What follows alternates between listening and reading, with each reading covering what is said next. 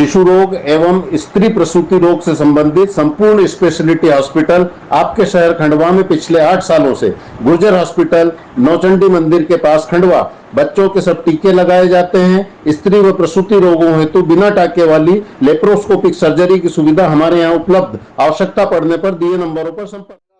मध्य प्रदेश के खंडवा के मांधाता के इनपुन पुनर्वास में पर्ल फार्मिंग को लेकर एक प्रोजेक्ट डाला गया है। आपको बता दें, इसमें गुजरात और दिल्ली की कंपनी शामिल है और यह खंडवा के पूर्व आबकारी अधिकारी श्री सोलंकी द्वारा शुरू किया गया प्रोजेक्ट है। यह एक तरह से पायलट प्रोजेक्ट है, देश का पहला, ऐसा बताया जा रहा है। इसमें जो सीप है उसके अंदर एक बीज को प्लांट करके तालाब के अंदर वापस कुछ दिन के लिए रखा जाएगा और वो बीज पर्ल बन जाएगा। पर्ल बनने के बाद कंपनी उस पर्ल को खरीद भी लेगी। 300 रुपये से लेकर उसकी क्वालिटी के हिसाब से अलग अलग रेट हैं। ये फिलहाल जो बीज है उसे सीप के अंदर प्लांटेशन कर रहे हैं। ये राइट साइड में बैठे हुए अधिकारी दिल्ली से आए हुए हैं और लेफ्ट साइड में बैठे हुए ब्लू चेक में पूर्व आबकारी अधिकारी हैं, जिन्होंने फिलहाल रिटायर होने के बाद, जॉब छोड़ने के बाद इस प्रोजेक्ट को शुरू किया है। अगर यह प्रोजेक्ट सफल होता है तो श्री सोलंकी का कहना है कि वह और बड़ा प्रोजेक्ट डालेंगे, क्योंकि खंडवा में बैक वाटर है, काफ़ी तालाब हैं, तो इस काम के लिए जो परिस्थितियां चाहिए भौगोलिक और मौसम के लिहाज से वो परफेक्ट हैं। इसलिए उन्होंने इस प्रोजेक्ट को शुरू किया है। इनपुन पुनर्वास के अंदर इस प्रोजेक्ट को शुरू किया गया है और सफलता की उम्मीद सभी कर रहे हैं। कंपनी माल देगी भी, खरीदेगी भी, इस तरह की बातें कही जा रही हैं। और आत्मनिर्भर भारत के तहत इस पूरे इस सिस्टम में, इस स्कीम में सब्सिडी का भी प्रावधान है। ऐसी बातें मौके पर जो अधिकारी हैं उनके द्वारा बताई गई हैं। और आपको बता दें, सीप के अंदर ये लोग बीज डालते हैं। बीज को प्लांट करने के बाद 15-20 दिन पानी के अंदर रखते हैं। उसके बाद वो जो बीज है वो पर्ल बन जाता है और फिर 300 रुपये मिनिमम से लेकर इसके आगे काफ़ी रेट हैं अलग अलग, कंपनी वापस खरीद लेती है। आइए कंपनियों के अधिकारी और जिसने प्रोजेक्ट डाला है उनकी बात आपको सुनवाते हैं।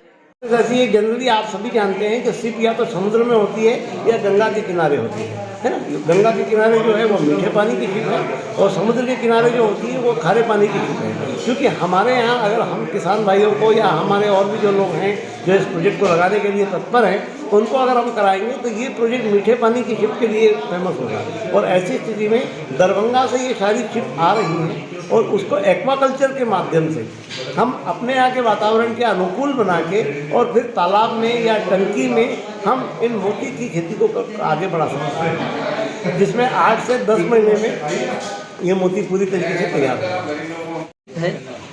ये सीपियाँ नॉर्मली नदियों में, नहरों में और तालाबों में मिलती हैं। अपने एमपी के तालाब में बहुत सीपियाँ हैं। हम लोग क्या है कि जान नहीं पा रहे हैं, इसलिए निकाल नहीं पा रहे हैं। तो अगर हमें आसपास की सीपियाँ मिल जाती हैं वेल गुड, अगर नहीं मिलती हैं तो हम लोग गंगा से ये सीपियाँ मंगा रहे हैं। तो इन सीपियों को लाने के बाद यहाँ नेचुरल वातावरण से काफ़ी दूर से चल के आएंगे, तो इन्हें नेचुरल वातावरण में 10-15 दिन रखा जाता है, जिससे कि यहाँ के हैबिचुअल हो जाए, यहाँ की इनको आदत पड़ जाए, यहाँ का पानी इनको रास आ जाए। फिर उसके बाद ये सर्जरी की जाती है, जैसे आज ये सर्जरी चल रही है चारों तरफ। सर्जरी करने के बाद हम ये इसमें सर्जरी में बीज रखते हैं, इस टाइप के अभी चल रहे हैं जैसे। इन बीजों को रखने से क्या है कि ये इसी टाइप का मोती बनेगा।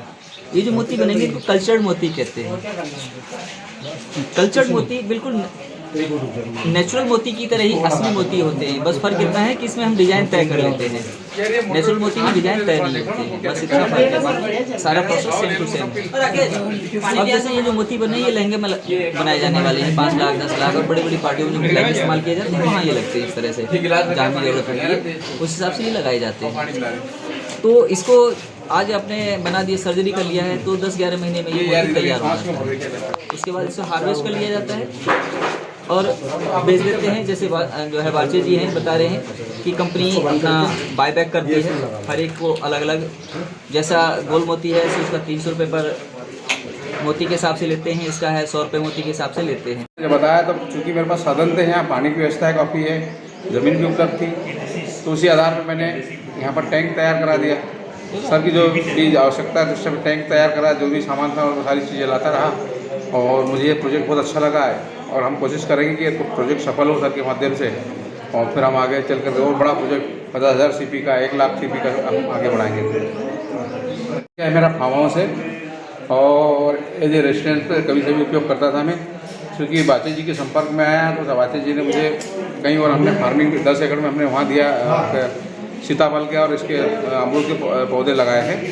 वहाँ से प्रोजेक्ट आने के बाद सर से काफ़ी जुड़ गया। उन्होंने बताया कि पल्प फार्मिंग बहुत अच्छी चीज़ है, काफ़ी चीज़ें इसमें आपका काजू वाला बताया, दीगर चीज़ें भी, लेकिन पल्प फार्मिंग मुझे बहुत अच्छा लगा।